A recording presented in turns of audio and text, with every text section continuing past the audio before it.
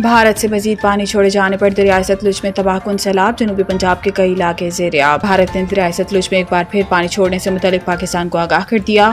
بھارتی high commission کی جانب سے آگاہ کرنے پر وزارت آبی وسائل نے الرٹ جاری کیا ہے، جس کے مطابق دریائے ستلج میں ہریکے اور فیروز پور کے مقام پر اونچے درجے کے سیلاب کا خدشہ ہے۔ دریائے ستلج پر گنڈا سنگھ والا کے مقام پر سیلاب نے ہولناک شکل اختیار کر لی ہے، جہاں پانی کا بہاؤ 3,27,000 کیوسک تک پہنچ چکا ہے۔ سلیمان کی اور اسلام ہیڈ ورکس پر بھی اونچے درجے کا سیلاب ریکارڈ کیا گیا ہے، جس کے نتیجے میں بہاولپور کی 4 تحصیلوں کے ندی نالے اور قریبی علاقے پانی میں ڈوب چکے ہیں۔ ادھر دریائے راوی میں بھی صورتحال تشویشناک ہے۔ ہیڈ سدناہی پر انتہائی اونچے درجے کا سیلاب ہے، جبکہ ہیڈ بلدوکی پر پانی کی آمد 1,38,760 کیوسک سے تجاوز کر چکی ہے۔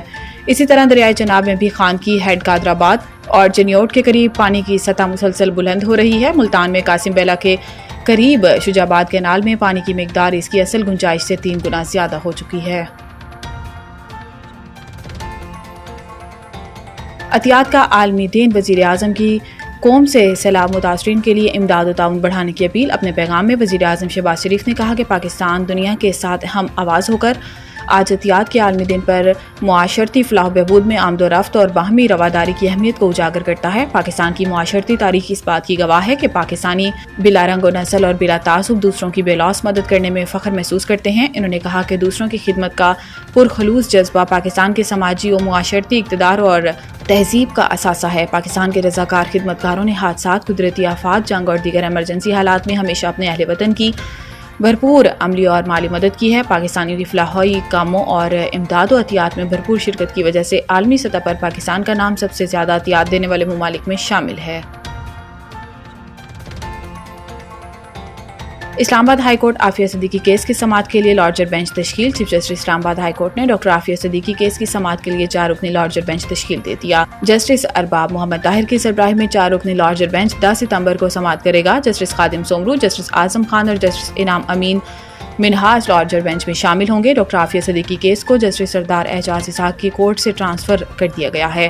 جسٹس سردار اعجاز نے وزیر اعظم اور کابینہ ارکان کو توہین عدالت کے نوٹسز جاری کر دیے تھے۔ جسٹس سردار اعجاز اسحاق ٹیکس کیسز سننے والے اسپیشل ڈویژن بینچ کا حصہ ہیں۔ جسٹس سردار اعجاز اسحاق سے سنگل بینچ میں زیر سماعت کیسز واپس لے لیے گئے تھے۔ ڈاکٹر عافیہ صدیقی کا کیس جسٹس سردار اعجاز اسحاق سے جسٹس انعام امین منہاج کی عدالت منتقل کر دیا گیا تھا، تاہم جسٹس انعام نے گزشتہ سماعت پر لارجر بینچ کی تشکیل کے لیے فائل چیف جسٹس اسلام آباد کو بھجوا دی ہے۔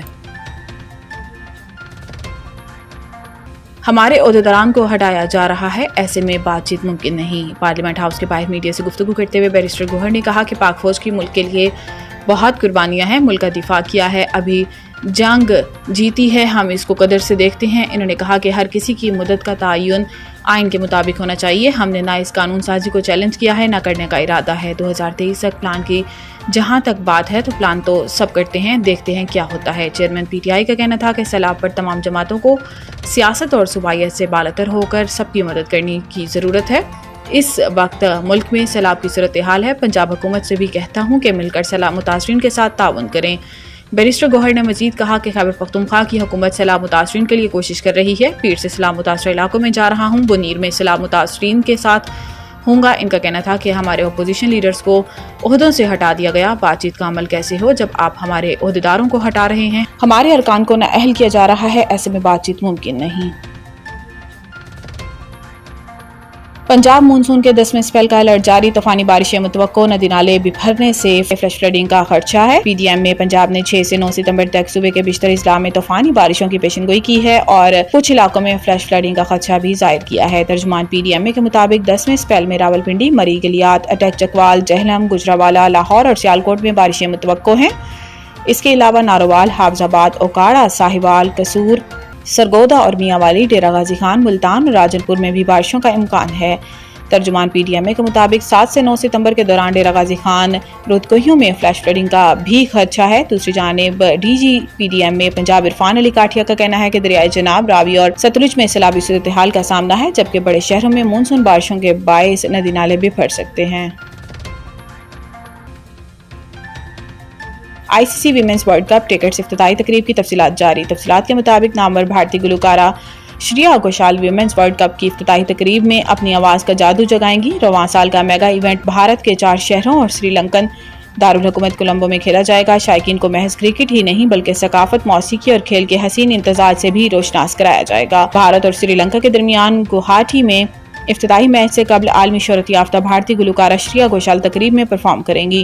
افتتاحی تقریب کو رنگا رنگ اور ثقافتی جھلک سے مزین کرنے کے لیے خصوصی ویجولر اور گراؤنڈ پر تھیمیٹک سرگرمیوں کا بھی اہتمام کیا جائے گا۔ شائقین کے لیے ایک اور خوشخبری یہ ہے کہ رواں ورلڈ کپ کی ٹکٹوں کی قیمتیں ریکارڈ حد تک کم رکھی گئی ہیں۔ بھارت میں لیگ میچز کی ٹکٹ ابتدائی مرحلے میں صرف 100 روپے میں دستیاب ہوں گے۔ یہ قیمت کسی بھی ICC ایونٹ کی تاریخ میں سب سے کم ہے۔ اس اقدام کا مقصد زیادہ سے زیادہ شائقین کو گراؤنڈز میں لانا ہے تاکہ وہ ویمنز کرکٹ کے فروغ میں کردار ادا کر سکیں۔